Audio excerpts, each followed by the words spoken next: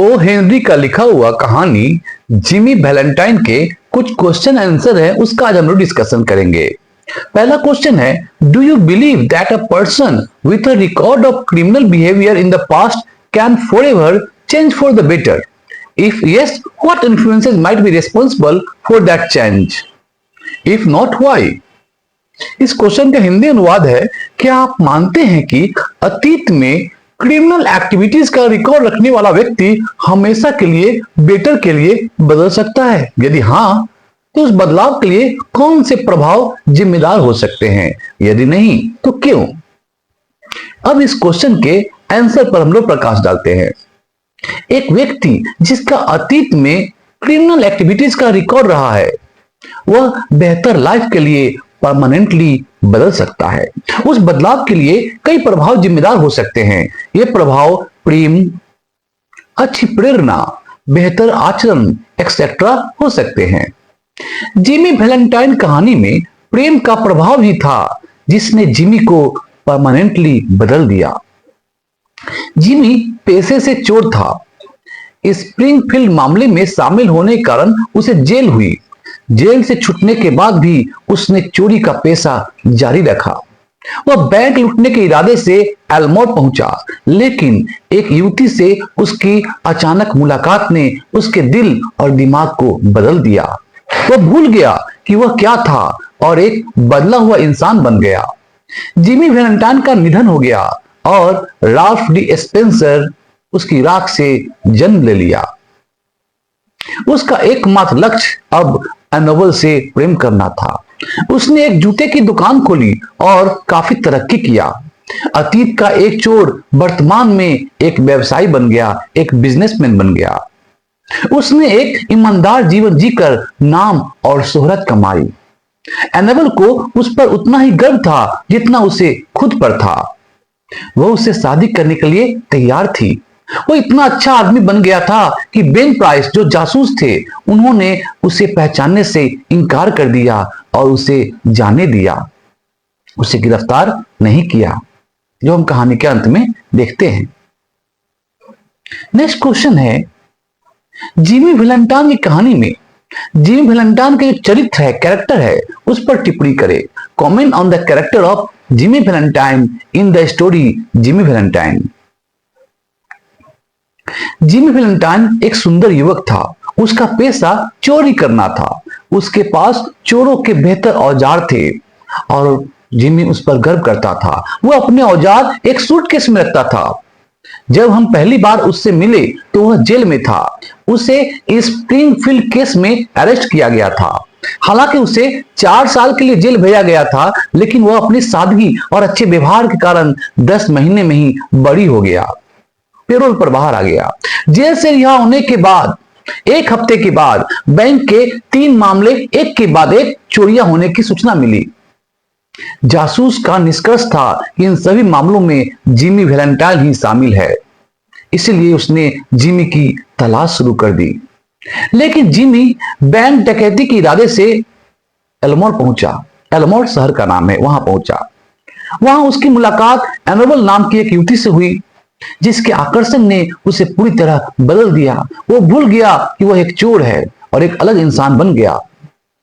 Jimmy की मृत्यु हो गई और राल्फ डी स्पेंसर उसकी राख से उठ गया। राल्फ ने एक जूते की दुकान खोली और वहां काफी तरक्की किया। उसका एकमात्र लक्ष्य अब एनोबल से शादी करना था, उसे प्रेम करना था। दोनों शादी के लिए तैयार हो गए। एक दिन ऐसा हुआ, राल्फ को सबके सामने एक बैंक की तिजोरी तोड़नी पड़ी। उसकी पिछली पहचान उजागर हो गई। जासूस बेन प्राइस ने उसे तिजोरी तोड़ते हुए पकड़ लिया, लेकिन उसने उसे गिरफ्तार नहीं किया, अरेस्ट नहीं किया, क्योंकि वह एक ईमानदार जीवन जी रहा था। वह एक ईमानदार इंसान बन गया था। इसलिए बेन प्राइस ने उसे पहचाना नहीं और उसे जाने दिया। जिमी को उसके मानवीय कार्य के लिए पुरस्कृत किया गया। नेक्स्ट क्वेश्चन है, जिमी वैलेंटाइन की उन एक्टिविटीज को एक्सप्लेन करे जब उसे पेरोल दी जाती है, जब तक वह अपने कमरे में नहीं पहुंच जाता। जिमी वैलेंटाइन एक कंडेम्ड क्रिमिनल है।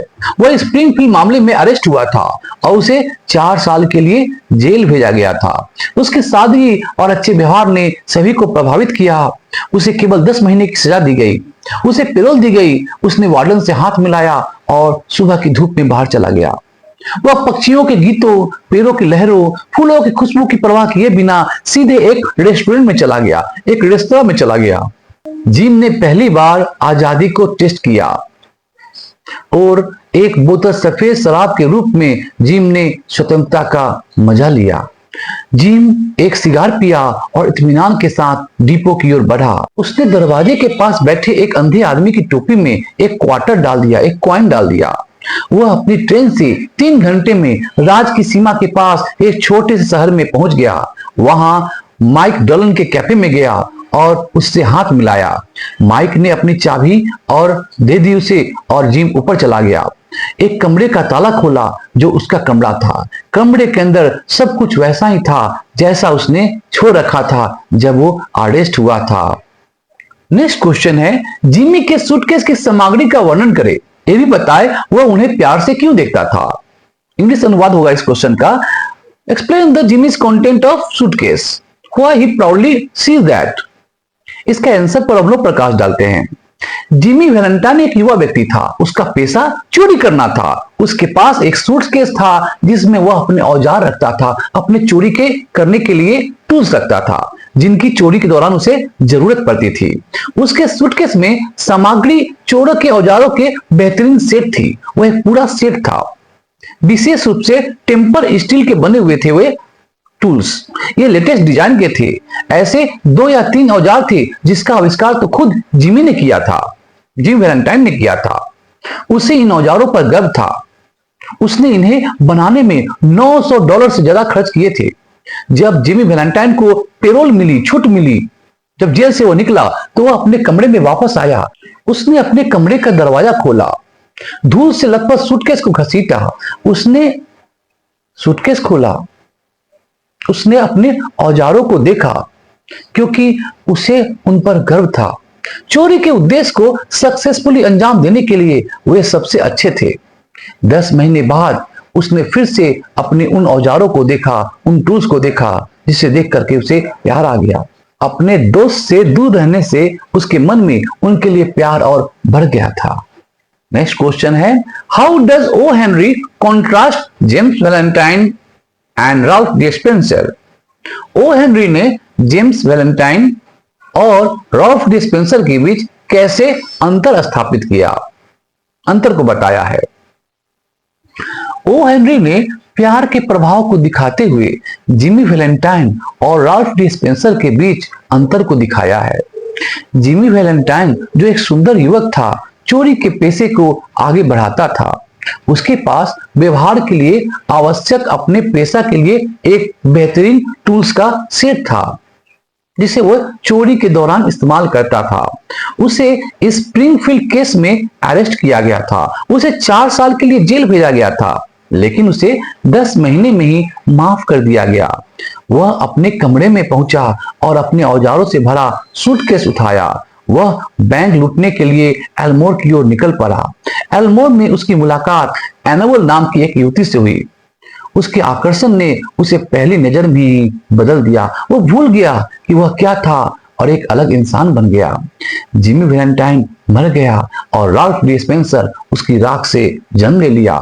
उसने एक जूते की दुकान खोली उसी शहर में और काफी तरक्की किया। जिमी एक चोर और था और एक व्यवसायी बन गया।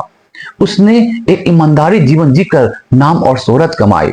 यह राल्फ डी स्पेंसर का जीवन ही था जिसने कहानी के अंत में जिमी की मदद की। हालांकि बेन प्राइस ने अंत में जिमी को पकड़ लिया, लेकिन उसने उसे गिरफ्तार नहीं किया। उसने जिमी को पहचानने से भी इनकार कर दिया क्योंकि राल्फ डी स्पेंसर बन गया था अब एक ईमानदार आदमी। जिमी अब नहीं रहा। तो आज हम लोगों ने जिमी वैलेंटाइन चैप्टर के बहुत सारे क्वेश्चन आंसर को डिस्कस किए। आशा करता हूं इस चैप्टर को समझने के बाद, इस क्वेश्चन को समझने, आशा करता हूं इन क्वेश्चन को समझने के बाद आप इस चैप्टर को बेहतरीन समझ पाएंगे। हमारे इस वीडियो को आप लाइक और शेयर कीजिए ताकि ऐसे एजुकेटिव वीडियोस आपको हम नए नए रूप में लाते रहें। Thank you. जय हिंद।